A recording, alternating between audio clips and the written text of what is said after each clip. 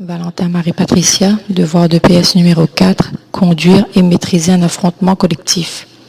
Donc ce sujet porte sur l'enseignement des jeux pré-sportifs au cycle 3, les attendus de fin de cycle et les compétences à construire à partir des jeux sports collectifs renvoient au champ d'apprentissage, conduire et maîtriser un affrontement collectif ou interindividuel en tant qu'attaquant ou en tant que défenseur durant un match. La description de la séance proposée est la première qui constitue notre module de 9 séances de 45 minutes chacune. Dans cette séance, je vais faire une évaluation diagnostique des élèves en prenant pour base une situation de référence. Ici, ce sera un match de basketball. Il s'agit de match 3 contre 3, donc 2 équipes et 4 contre 4, 4 équipes, durant 5 minutes sur 2 terrains tracés au sol dans la cour, avec 4 paniers amovibles et 11 ballons. Les règles sont les suivantes. Le marché avec 2 appuis maximum avec le ballon dans les mains. La reprise de dribble, les sorties remises en jeu par l'équipe qui n'a pas fait sortir le ballon à l'extérieur du terrain à l'endroit où est sorti le ballon. Les contacts corporels sont interdits. Concernant la marque, le panier vaut 5 points. L'arceau touché par au-dessus sans pénétration du ballon vaut 2 points. Panneau touché sans pénétration du ballon, 1 point. Les points ne s'additionnent pas entre eux. Celui qui a touché l'arceau mais qui a marqué le panier ne va pas avoir 7 points. Organisation d'un mini-championnat par groupe de 3 équipes. Donc 2 équipes jouent et une équipe arbitre. Cette situation sera proposée 3 fois durant le module afin de permettre à mes élèves, comme à moi-même, d'apprécier les progrès. La deuxième séance sera axée sur la passe, la troisième séance sera axée sur le dribble et la quatrième séance sera axée sur le tir. À la 5e séance, je referai une évaluation, cette fois-ci formative, afin de voir où en sont les élèves dans leur progrès. Les 3 autres séances suivantes serviront à améliorer les points que les élèves ne maîtrisent pas encore ou qu'ils sont sur le point de maîtriser. Je vais ici présenter la première séance, celle de la situation de référence. Je choisirai de la faire en début d'après-midi après la pause méridienne afin d'arriver à capter au mieux l'attention de tous les élèves. En fin de journée, en effet, les élèves peuvent manquer d'attention et afin d'entrer sereinement dans de nouveaux apprentissages, je privilégierai ce créneau du début d'après-midi. Dans cette séance, je vais travailler particulièrement sur la situation du relais basketball qui servira de support d'apprentissage pour favoriser la progression de la balle vers le panier en faisant des dribbles et des passes. Donc le matériel nécessaire sera disposé par mes soins sur le terrain juste avant la fin de la pause méridienne, et ceci dans le souci de ne pas laisser les élèves seuls, livrés à eux-mêmes sur le terrain. Concernant la sécurité, avant la séance, je vais vérifier que le terrain est praticable. Si le terrain est glissant, je reporte la séance, bien évidemment. Je rappelle les règles de fonctionnement en début de séance, respect des règles, pas de contact et pas de contestation d'arbitrage. Donc pour ma situation de référence, je vais constituer 4 équipes qui se affronteront sur les 2 terrains.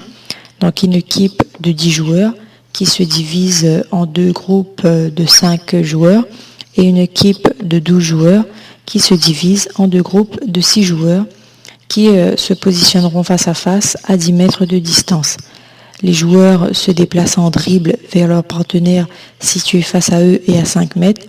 Ils doivent faire une passe dans les mains avant de venir se positionner derrière leur partenaire. Donc on peut faire varier ce jeu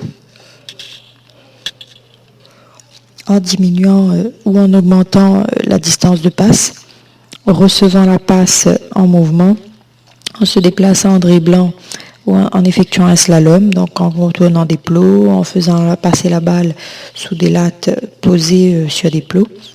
Le but pour l'élève, c'est de ne pas perdre le ballon en dribblant et d'arriver à passer le ballon à son partenaire sans s'arrêter. Les consignes sont les suivantes. Le marcher avec 2 appuis maximum avec le ballon dans les mains. Chaque ballon transmis vaut 1 point. Chaque ballon transmis dans la continuité du dribble vaut 2 points. La perte de ballon dans le dribble et dans la passe ne rapporte aucun point.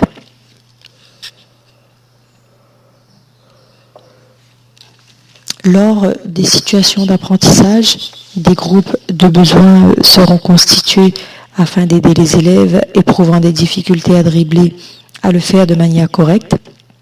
En revanche, je veille à conserver les mêmes équipes durant toute la séquence afin de favoriser la mise en place du jeu collectif. Donc ces équipes sont hétérogènes. Les filles joueront avec les garçons.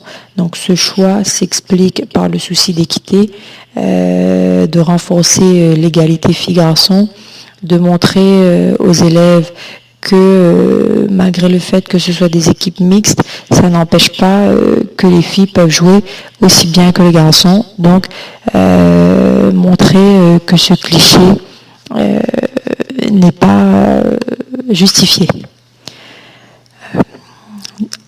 À travers donc l'objectif de cette situation, donc, c'est de faire gagner son équipe en marquant plus de points que l'équipe adverse.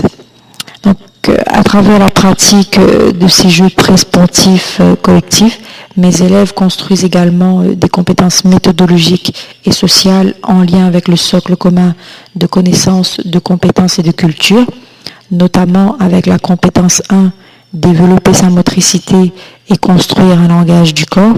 La compétence 2, s'approprier seul ou à plusieurs par la pratique les méthodes et outils pour apprendre. La compétence 3, partager des règles, assumer des rôles et des responsabilités pour apprendre à vivre ensemble. Et la compétence 5, s'approprier une culture physique, sportive et artistique. Ces compétences sont donc le garant de la construction d'une attitude santé. La construction de cette attitude santé se fonde sur la capacité qu'ont mes élèves à résoudre des problèmes. Ici, comment marquer avec le ballon, comment faire progresser la balle en se faisant des passes. À l'issue de cette séance et des 3 autres séances d'apprentissage, je souhaiterais familiariser mes élèves avec l'arbitrage en leur permettant d'arbitrer des matchs. Dans un premier temps, je garde la responsabilité de l'arbitrage central, mais je ne prendrai de décision qu'à partir des interventions des élèves arbitres. Si de grosses fautes apparaissent sans intervention des élèves, bien évidemment, je prendrai alors seul les décisions et profiterai de cet incident pour expliquer la raison de ma décision. Cela permettra à mes élèves d'apprendre en situation réelle d'arbitre. J'en profiterai pour rappeler les règles comme la nécessité de les respecter et de les faire respecter. Par ailleurs, lors des matchs, les équipes qui ne jouent pas pourront, grâce à ce rôle, prendre une part active au jeu.